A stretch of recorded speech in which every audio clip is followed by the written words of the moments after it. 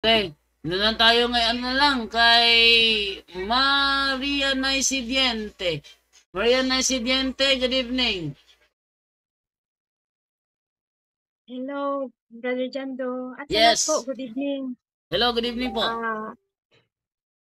May tanong po ako sa spiritual welfare po ito. Paano po ba iwasan ang isang depression sa isang tao? Kasi dito po sa atin, madami na po ang nangyayari. Yung depression tapos palala ng palala hanggang magkaroon na sila ng suicidal attempt. Pero sa ibang bansa, parang ordinary na lang po ito sa kanila, yung pag-suicide. Pero dito sa atin, hindi po siya ordinary. Ano po ba ang advice sa gano'n na maiwasan ang isang depression sa isang tao? Okay, etong sagot dyan. Yan lang po, salamat. Ito ang yung masasabi dyan, ano? Yung dati, yung suicide, hindi yan minimisahan sa, sa simbahan. Pero dumating yung araw na minimisahan na sila dahil napatunayan ng mga exorcist na kapag nag-suicide is demonic attack yan kasi marami na rin kami na i-save na mga kamuntik talaga natuluyan, buti na nasi-save namin yung iba at based sa kanilang sinasabi, meron sila naririnig na boses. Hindi lang sa isip lang nila, kundi literally may narinig talaga silang boses na nasasabi sa kanila, wala ka ng kwenta. Hindi ka na mahal ng nanay mo, hindi ka na mahal ng tatay mo, wala ka ng silbi sa mundo. Ano pang ginagawa mo rito? Pagkamatay ka na. Yung mga ganong mga words ang naririnig nila sa kanilang Kaya, yung demonic obsession, ang target ng demonic obsession, yun yung utak ng tao eh. Yung inner attack ang demonic obsession. Anong mangyayari diyan ang mga tao nagkakaroon ng mga negative thought, negative thinking, negative thought, na failure ako, yung mga ganon, naglilid sa kanila into depression.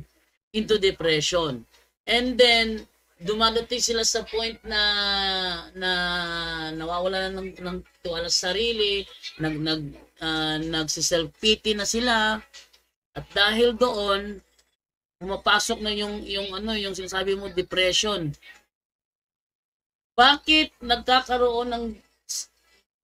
ba ang madalas tamaan ng depression yung mga mayayaman? Bakit yung wala namang depression yung mga kasi sanay sa hirap? Kaya kahit na gaano mang hirap ang kanilang masalubong sa daan, nakakasurvive ang mga kasi sanay sila sa hirap. Pero yung mga medyo sanay sa kasaganaan, sila yung lagi tinatarget ng mga ganyan, mga depression kasi hindi nakakasurvive sa hirap yan. At based sa mga nakausap namin sa pamilya ng mga nagbigti, mayroon silang nakikita dyan, itim na anino sa bintana, nakabitin, tapos mga ilang araw pa, ayun, nagbigti na si kuya. Mga ganun-ganun ng mga testimony. Sa madaling salita, paano ba maiwasan ang depression? Mas maganda kung sama-sama kayong pamilya magrosaryo tuwing gabi. Magrosaryo kayo tuwing gabi, pag inaantok kayo, labanan nyo. Yung cares, sundin nyo yung cares, monthly confession, adoration, rosary every night. Gawin nyo yon hanggat maaari yung mga negative na mga gawain sa bahay, kung maaari, alisin nyo sa pamumuhay nyo. Dahan-dahan yung alisin yan dahil namamagnet dyan yung mga masasamang espiritu na nagkuko sa inyo na ng pamilya yung bahay, na i-infest na yung bahay. Pag na-infest nila yung bahay, asahan nyo, isa sa member ng pamilya niyan, magkakaroon talaga ng depresyon. Oh. Based sa aming sa aming observation, pag yung bahay na invest na, malaki ang posibilidad na isa sa membro ng bahay niya yan magkakaroon ng depression. Actually, kung ating i-review, ewan ko lang totoo ba yung Amityville Mansion o nobela lang yun. Kasi napanood ko to sa yung pelikula Conjuring yata yon tungkol sa Amityville Mansion. Tatay, inubusan yung mga anak niya. Ano nangyari doon? Negative thought. Yung nangyari sa Cebu, kamakailan lang. Yung tatay addict, nag-hallucinate, pinasukan ng demonic obsession yon. May naririnig na boses. Asawa, pinatay yung baby, pinatay. Napakawalang niya ng tatay na yon. Kaya, yun ang doon. Yun ang masasabi natin na kapag na-infest na kasi yung tatay addict eh. Kapag na-infest na yung pamamahay nyo, normal, isa talaga sa malaki ang posibilidad na isa sa member ng pamilyang yan magkakaroon ng depression. Ikaw bro, sagutin mo dito kasi yung sagot ko sa based sa experience ko.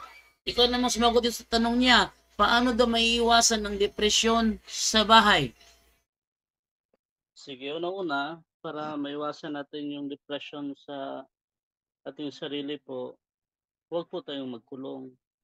Ang pinakaimportante po, maghanap po tayo ng yung mga kasama natin or yung kaibigan natin na pwede makatulong po sa ating sarili.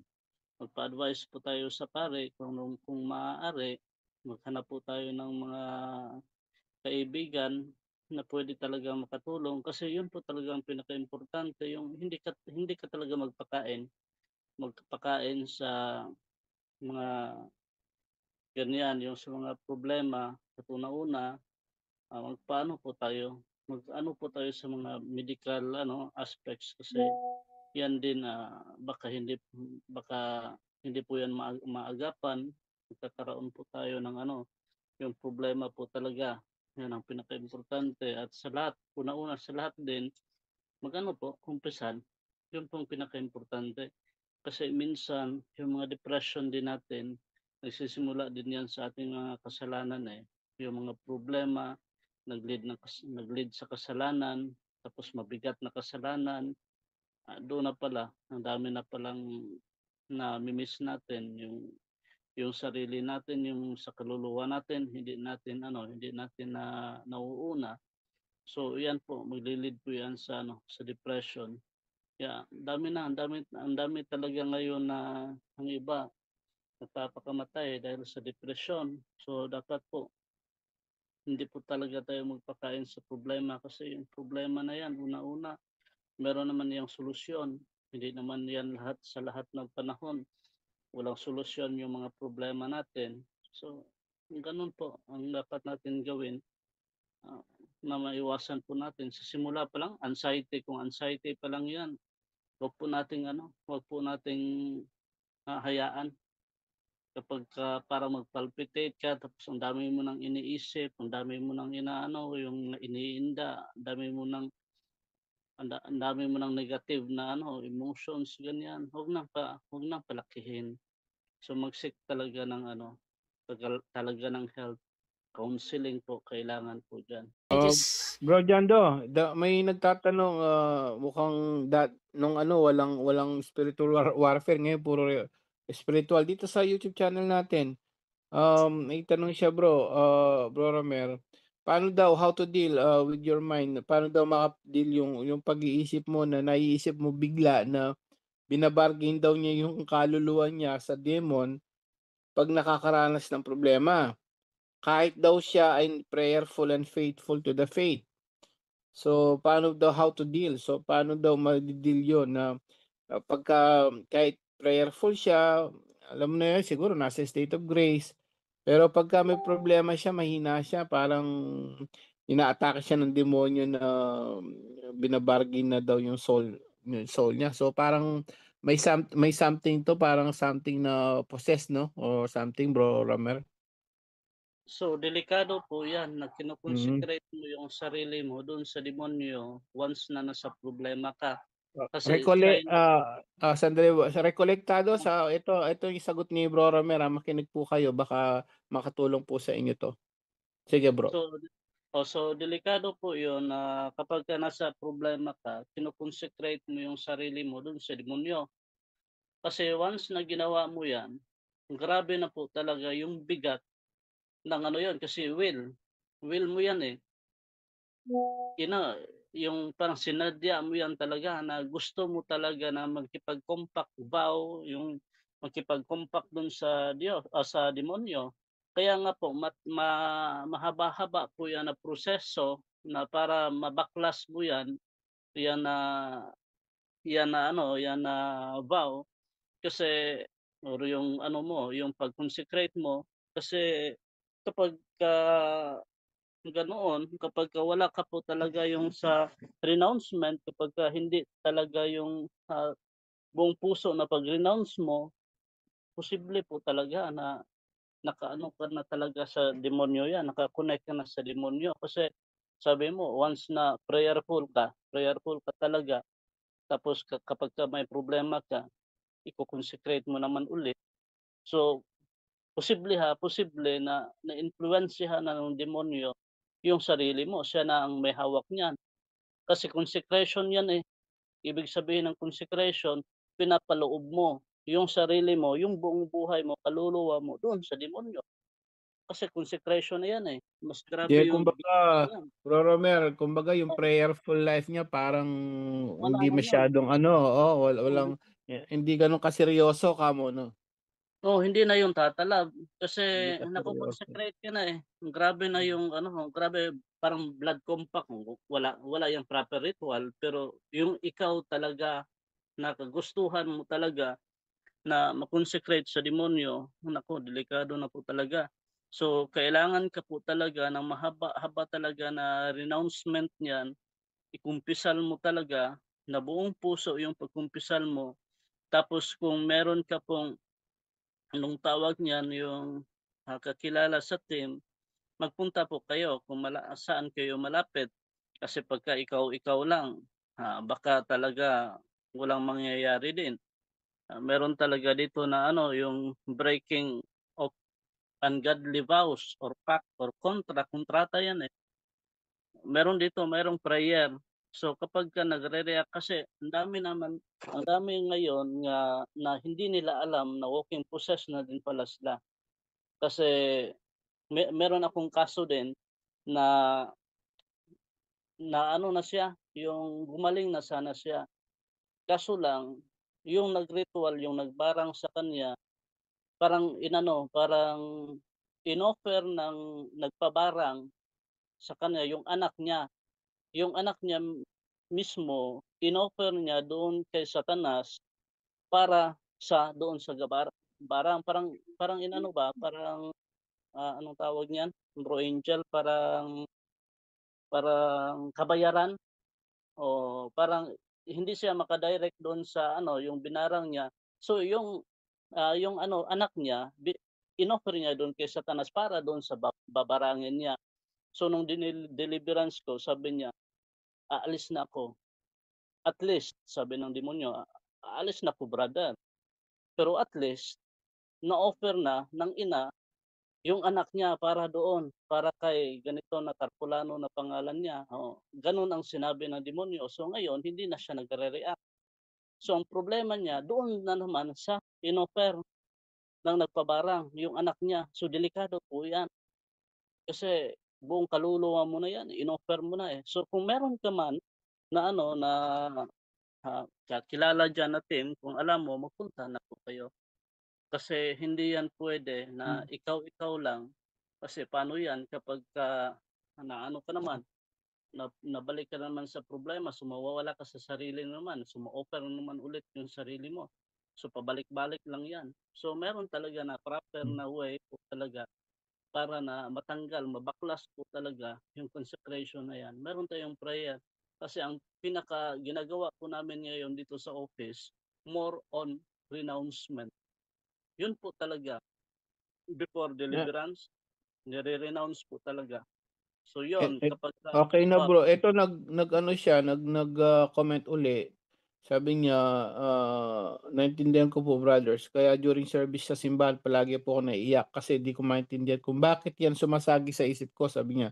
Gusto ko nga po magpa-deliverance, yun na nga po 'no, iba ng usapan yan, eh. Kumbaga kahit ang dami nga kahit even 'di ba mga pare, mga dati nga may altar server din 'no, na ano na-possess. So hindi, ipapa-diagnose po kayo baka yun nga, hindi makukuha sa mga prayer mo yan kung medyo malalim na 'no, ang contamination niyan. Baka nga, ida-diagnose ka yan, yung mga lahi, yung mga pinagmulan mo, 'di ba, yung mga baka may mga albularyo or something. Brother or sister Recolectados, we advise po talaga na magpaano kayo 'no, diagnose kayo kung may kilala kayong exorcist priest or deliverance minister diyan kasi kakaiba na 'yan pagka, kahit sa anong gawin yung nagse-serve ka sa simbahan pero mayro'n pa sumasagi Bro Romer. So, kailangan niya talaga ng na ma-process 'no, kasi mukhang may ano, may something. May contamination, malalim ang contamination niya kasi demonyo na yung sumasagi daw sa isip niya. Malalim na yan bro. Kasi Malalim dito, 'yan. breaking of ungodly vows, nandito talaga yun. In the name of Jesus Christ, I recant every ungodly vow or pact I had ever spoken or made at any time in my life. Yun, ito ang part din sa prayer na, and I speak forth my release from every ungodly vow and pact I had ever made or which anyone else may have made or spoken regarding me. So, yan, kailangan po talaga ito na prayer sa ano, yung sa pagbabaklas ng ano, yung pag-consecrate mo sa demonyo. So, yun lang bro Angel. Delikado. So, mas maganda niya mag-renounce muna siya, Renouncement. self-deliverance muna. Tapos kung wala talaga bro, pwede, saka siya pupunta sa mga minister gano'n, deliverance? Oo, O mauna na siya sa mga exorcist priest para mas sigurado? Ano ba yung magkumpisal mauna? muna siya. Magkumpisal muna siya na iyon ang palagi niyang ginagawa kapag may problema. Tapos ask the counseling po sa pare kung ano ang ano niya, yung advice niya para sa kanya para hindi na niya magawa 'yan ulit.